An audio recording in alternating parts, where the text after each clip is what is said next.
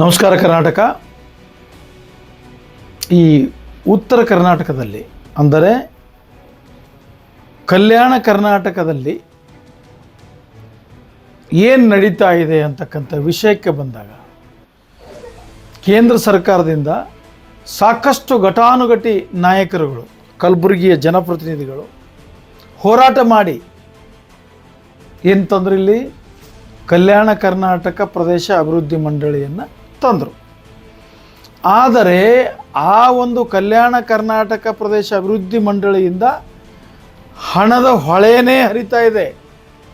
ಆದರೆ ನಿಜವಾಗಲೂ ನಡೆಯುತ್ತಿರುವುದೇನು ಅಂತಕ್ಕಂಥದ್ದು ಒಂದು ಸಣ್ಣ ಸ್ಯಾಂಪಲ್, ಭಾಳ ಸಿಂಪಲ್ ಸ್ಯಾಂಪಲ್ ಇದು ನೋಡ್ಬೋದು.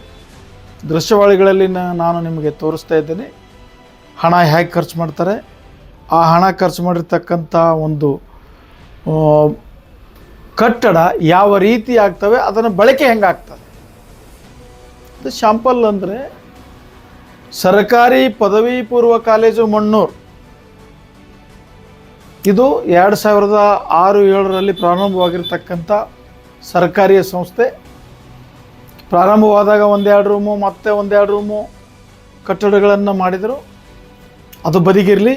ಈಗ ಪಾರ್ಟ್ 1ದಲ್ಲಿ ನಾನು ಹೇಳೋದೇನೆಂದರೆ, ಸರ್ಕಾರ ಈ ನಮ್ಮ ಕಲ್ಯಾಣ ಕರ್ನಾಟಕ ಪ್ರದೇಶ ಅಭಿವೃದ್ಧಿ ಮಂಡಳಿಯ ಒಂದು ದೊಡ್ಡ ಧೋರಣೆಯಿಂದ ವಿದ್ಯಾರ್ಥಿಗಳಿಗೆ ಒಳ್ಳೆಯದಾಗಲಿ, ಜ್ಞಾನಾರ್ಜನೆ ಆಗಲಿ ಅಂತಕ್ಕಂಥ ವಿಚಾರದಲ್ಲಿ ಒಂದು ಅಲ್ಲಿ ಏನು ಮಾಡಿದ್ರು, ಗ್ರಂಥಾಲಯ ಕಟ್ಟಡವನ್ನು ನಿರ್ಮಾಣ ಮಾಡಿದ್ರು.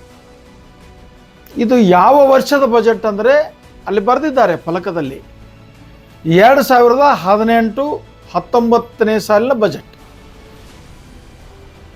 ಅನುಷ್ಠಾನ ಮಾಡಿದವರು ಬಹುಶಃ PWD ಇಂದ ಆಗಿರುತ್ತದೆ. ಎಷ್ಟು ಇದಕ್ಕೆ ಬಜೆಟು?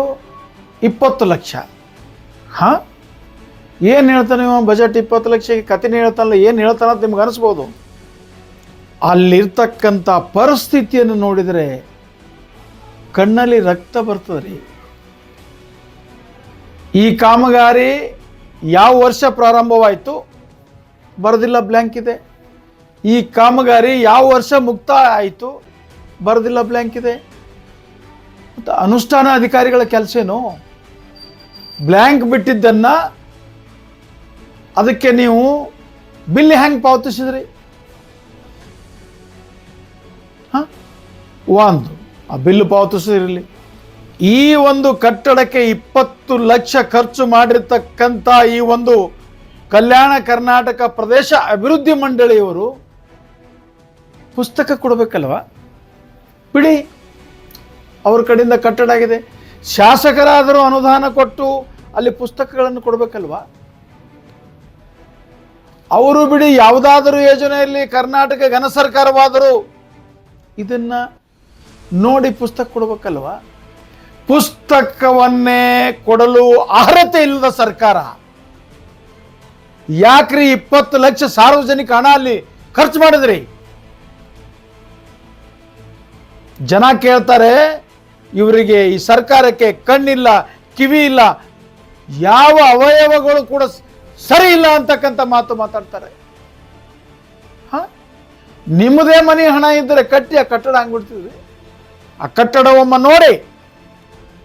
ಕಲಬುರಗಿಯಲ್ಲಿ ಇರ್ತಕ್ಕಂಥ PU DDPI ಅವರು ಏನು ಮಾಡ್ತಾ ಇದ್ದಾರೆ? ಮೀಟಿಂಗ್ ಮೇಲೆ ಮೀಟಿಂಗ್ ಮಾಡ್ತಾರ? ಯಾವುದಕ್ಕೆ ಮೀಟಿಂಗ್ ಮಾಡ್ತೀರಿ ನೀವು? ನಿಮ್ಮ ಕರ್ತವ್ಯವೇನು? ನಿಮ್ಮಲ್ಲಿ ಜಿಲ್ಲೆಯಲ್ಲಿ ಇರ್ತಕ್ಕಂಥ PU ಕಾಲೇಜುಗಳ ಕಟ್ಟಡ ಪರಿಸ್ಥಿತಿ ಏನು? ಅಲ್ಲಿರ್ತಕ್ಕಂಥ ಬೋಧಕರು ಎಷ್ಟು ಜನ? ಅಲ್ಲಿ ಏನು ನಡೀತಾ ಇದೆ? ಕಟ್ಟಡಗಳ ಪರಿಸ್ಥಿತಿ ಏನು ನೋಡೋಕ್ಕಾಗಲ್ವಾ? ನಾನು ಫೋನ್ ಹಾಯಿಸಿದೆ ಅವರಿಗೆ, DDPO ಅವರಿಗೆ. ಅವ್ರು ಹೇಳಿದರು, DC CO ಅವರು ಇವರು ದಿನ ಮೀಟಿಂಗ್ ಕರಿತಾರೆ, ಒಂದು ವಾರನೂ ಬಹುಶಃ ಆಗಲಿಕ್ಕಿಲ್ಲ ಹೋಗ್ಲಿಕ್ಕಂತಾರೆ. ಬರೀ ಮೀಟಿಂಗ್ ಮಾಡಲಿಕ್ಕೆ ನೀವು ಅಧಿಕಾರಿಗಳ ಇಲ್ಲಿ? ಇವತ್ತು ಆ ಬಿಲ್ಡಿಂಗ್ ನೋಡಿ, 2018-19ರಲ್ಲಿ ಏನು ಬಜೆಟ್ ಕೊಟ್ಟಿದ್ದಾರೆ, ಅದು ಯಾವಾಗ ಮುಗಿಸಿದ್ದಾರೆ? Hand over ಯಾವಾಗಾಯಿತು? ಅದನ್ನ ಕೇಳಿದ್ರೆ ಕೊಡದೇ ಇರ್ತಕ್ಕಂಥ ಅಧಿಕಾರಿಗಳು ಯಾಕೆ ಕೊಡೋದಿಲ್ಲ? ಅದು ಯಾರ್ದಾದ್ರೂ ವೈಯಕ್ತಿಕನ? ಸ್ವಂತ ಮಾಲೀಕರ ಒಂದು ಡಾಕ್ಯುಮೆಂಟ್ ಅದು ಸರ್ಕಾರದ ರೀ. ಕೊಡಂಗಿಲ್ಲ ನೀವು ಡಾಕ್ಯುಮೆಂಟ್ ಅಂದ್ರ ಇದರಲ್ಲಿ ನೀವು ಶಾಮೀಲಿದ್ದೀರಿ ಅಂತಕ್ಕಂಥ ಮಾತು ಹೇಳಿದ್ರು ತಪ್ಪಾಗಲಾರದು. ಇವತ್ತು ಆ ಬಿಲ್ಡಿಂಗ್ನ ಪರಿಸ್ಥಿತಿ ನೋಡಿ. ಈ ಕಡೆಯಿಂದ ನಾವು ಒಳಗಡೆಯಿಂದ ಹೊರಗಡೆ ನೋಡಿದರೆ ಬೇಸ್ಮೆಂಟ್ ತೆಳಗಿ ಇರ್ತಕ್ಕಂಥದ್ರಲ್ಲಿ ಹೊರಗಿನ ಬೆಳಕು ಕಾಣುತ್ತೆ. ಅಲ್ಲಿ ಯಾವ ಮಕ್ಕಳು ಕಾಲಿಟ್ಟಿಲ್ಲ. ಆ ಬಿಲ್ಡಿಂಗ್ ಮುಗಿದು ಫಿನಿಶಿಂಗ್ ಮಾಡುವಾಗ ಫ್ಯಾನ್ ಏನು ಹಾಕಿದ್ದಾರಲ್ಲ ಮೇಲೆ, ಆ ಫ್ಯಾನಿನ ಡಬ್ಬಿ ಅಲ್ಲೇ ಇವೆ. ಅದಕ್ಕೆ ಯಾರು ನೋಡೋರು? ಆ ಬಿಲ್ಡಿಂಗಿನ ಪರಿಸ್ಥಿತಿ ನೋಡಿ, ಏನಾಗಿದೆ ನೋಡಿ. ಮೊದಲು ಅದನ್ನು ಸರಿಪಡಿಸಿ, ಯಾರ್ಯಾರು ತಪ್ಪಿಸ್ತರಿದ್ದಾರೆ ಅವರ ಮೇಲೆ ಕಾನೂನಿನ ಕಠಿಣ ಕ್ರಮ ಕೈಗೊಳ್ಳಿ. ಇನ್ನೊಂದು ವಿಷಾದನೀಯ ಸಂಗತಿ, ನಾನೊಮ್ಮೆ ಒಬ್ಬರು KKRDBಯ ಕಾರ್ಯದರ್ಶಿಗಳನ್ನ ಭೇಟಿ ಮಾಡಿ ಹಿಂಗಿದೆ ಸರ್ ಅಂದ್ರೆ ಕಂಪ್ಲೇಂಟ್ ಕೊಡಿ. ನೀವು ಅದಕ್ಕೆ ಬೇಕು ಅಂದ್ರೆ ಒಬ್ರು ಕಂಪ್ಲೇಂಟ್ ಕೊಟ್ಟು ಅಲ್ಲಿದಲ್ಲೇ ಬೆಂಕಿ ಹಚ್ಚಿ ಆಟ ನೋಡ್ತೀರ ನೀವು? ನಿಮ್ಮ ಕರ್ತವ್ಯವೇನೋ ಹಣ ಬಿಡುಗಡೆ ಮಾಡೋದು, ಮಲ್ಕೊಂಡು ಬಿಡೋದಾ? ನಿಮ್ಮನೆ ಕೆಲಸ ಈಗಾದ್ರೆ ಮಾಡ್ತೀರಾ? ನಿಮಗೆ ಅಚ್ಚುಕಟ್ಟಾದ ಮನೆ ಬೇಕು, ಅಚ್ಚುಕಟ್ಟಾದ ಕಚೇರಿ ಬೇಕು, ಒಳ್ಳೆ ಇನೋವಾ ಕಾರ್ ಬೇಕು, ಹಿಂದೊಬ್ಬ ಮುಂದೊಬ್ಬ ಜವಾನ ಬೇಕು, PS ಬೇಕು. ಇಷ್ಟೆಲ್ಲ ಸರ್ಕಾರ ಕೊಡೋದು ಅದಕ್ಕೆ. ಫಸ್ಟ್ ಆಫ್ ಆಲ್ ನಾನು ತಮಗೆ ರಿಕ್ವೆಸ್ಟ್ ಮಾಡ್ತೀನಿ, ನೀವು ಆ ಬಿಲ್ಡಿಂಗನ್ನು ಕಂಡು ಬನ್ನಿ, ತಪ್ಪಿಸ್ತರ ಮೇಲೆ ಕ್ರಮ ತೆಗೆದುಕೊಳ್ಳಿ. ನೀವು 100ರಲ್ಲಿ 1ಕ್ಕಾದರೂ ನೀವು ವಿಸಿಟ್ ಮಾಡಿ ಕ್ರಮ ತೆಗೆದುಕೊಂಡಿದ್ದರೆ 1000 ಕಾಮಗಾರಿಗಳು ಸುಳಿತಾಗ್ತವೆ. ಆದ್ದರಿಂದ ಇದು ಇನ್ನೊಂದು ಏನದು ಗೊತ್ತಾ, ಕಾಮಗಾರಿ ಪ್ರಾರಂಭ ಆಗಿದ್ದು ಡೇಟ್ ಇಲ್ಲ, ಮುಗಿದಿದ್ದು ಡೇಟ್ ಇಲ್ಲ. ಯಾರು ನೋಡೋರು ಇದಕ್ಕೆ? ಯಾರು ಇಲ್ವಾ? ನಮ್ಮಲ್ಲಿರ್ತಕ್ಕಂಥ ಜನಪ್ರತಿನಿಧಿಗಳು ಕೆಲಸ ಮಾಡಬೇಕಿಲ್ಲಿ, ನೋಡಬೇಕು ಕಾಲೇಜದ ಪರಿಸ್ಥಿತಿ ಏನಿದೆ, ಹೈಸ್ಕೂಲ್ದು ಪರಿಸ್ಥಿತಿ ಏನಿದೆ, ಪ್ರೈಮರಿ ಸ್ಕೂಲ್ದು ಪರಿಸ್ಥಿತಿ ಏನಿದೆ, ಸರ್ಕಾರಿ ಸಂಸ್ಥೆಗಳ ಎಲ್ಲವನ್ನ ಸರಿಯಾಗಿ ಇಡುವುದು ಅಲ್ಲಿನ ಶಾಸಕರ, ಜನಪ್ರತಿನಿಧಿಗಳ, ಆಯಾ ಮಂತ್ರಿಗಳ ಕರ್ತವ್ಯ. ಅದು ನಿಮಗಿಷ್ಟೆಲ್ಲ ಗೌರವ ಕೊಟ್ಟು, ಸಂಬಳ ಕೊಟ್ಟು, ಸೌಕರ್ಯ ಕೊಟ್ಟು ಇಟ್ಟಿರುವುದು ಯಾತಕ್ಕೆ ರೀ? ಬಹಳ ಕೆಟ್ಟ ಅನಿಸ್ತದೆ ನನಗೆ. ದಯವಿಟ್ಟು ಕೈ ಜೋಡಿಸಿ ಕೇಳ್ತೀನಿ ನಿಮಗೆ, ಸ್ವಲ್ಪ ಗಮನ ಹರಿಸಿ, ಶಿಕ್ಷಣ ಸಂಸ್ಥೆಗಳ ಮೇಲೆ ಗಮನ ಹರಿಸಿ ವಿನಂತಿ ಇದೆ. ಇದು ಪಾರ್ಟ್ 1 ಬರೇ ಏನಾಯಿತು ಅಂದರೆ ಇದು ಗ್ರಂಥಾಲಯ ಕಟ್ಟಡ. ಇನ್ನು ಪಾರ್ಟ್ 2, ಪಾರ್ಟ್ 3 ಆಗ್ತಕ್ಕಂಥ ಪರಿಸ್ಥಿತಿ ಮಣ್ಣೂರು ಕಾಲೇಜ್ದಿದೆ. ಅದನ್ನು ನಾನು ನಿಮಗೆ ತೋರಿಸ್ತೇನೆ.